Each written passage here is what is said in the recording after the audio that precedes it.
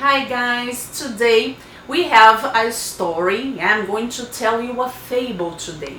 The fable is The Lion and the Mouse. I don't know if you remember, but a fable is a kind of story that has animals as characters.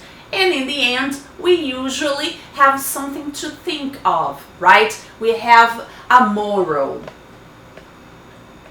Once upon a time, there was a little mouse that lived happily in the jungle. He loved to explore as he collected sweet fruits to eat. One day, the little mouse was strolling through the jungle.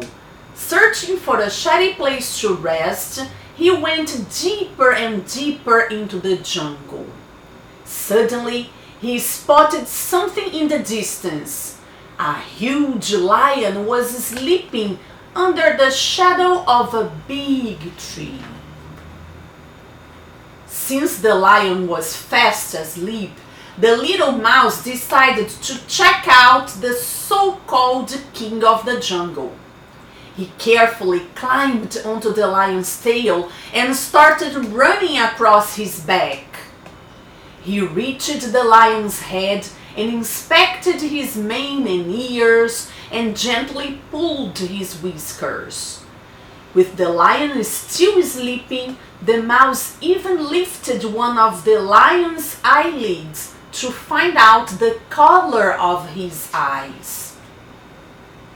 Precisely at that moment, the lion woke up with a jolt. He gave a loud roar and shook his head from side to side. The frightened little mouse dropped to the ground, but the lion quickly caught him between his claws. Lifting the little mouse to get a better look at him, the lion said, "How dare you wake me up? I'm going to eat you right now." "Please don't eat me," cried the frightened little mouse. "Please forgive me, King of the Jungle. If you let me go, I'll never forget it. Maybe one day I can repay your kindness and be of help to you." Upon hearing this, the lion roared with laughter and said, "Well, that's silly. How could a tiny mouse like you possibly help a mighty lion like me? I'm the biggest and the strongest animal in the jungle, and you are just a small, defenseless creature. What could you ever do to help me?"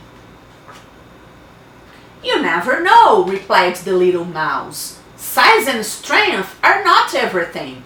I can only promise that if you can let me go, I will never ever forget it." Considering what the mouse had said, the lion picked him up and studied him carefully.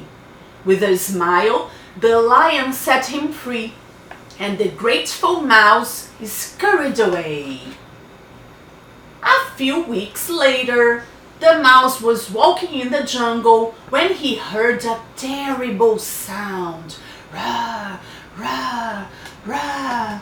He recognized the roar and immediately ran in the direction of the noise.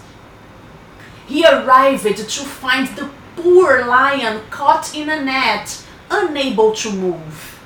He had fallen into a trap set by some hunters who wanted to capture him. As soon as the lion saw the mouse, he let out another sad roar. He tried with all his strength to free himself from the net, but he couldn't. He was trapped. "My dear friend," said the mouse, "don't worry, I'll help you." "How can you help me?" asked the lion. "I'm caught in this net and the hunters will be here soon." "Have faith," said the mouse, as he began to nibble on the rope that was trapping his friend. The little mouse nibbled at the rope non-stop.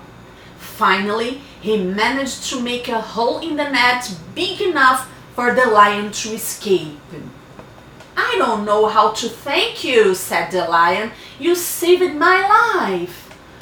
don't need to thank me, said the little mouse. You spared my life once. Now it's my turn to pay you back.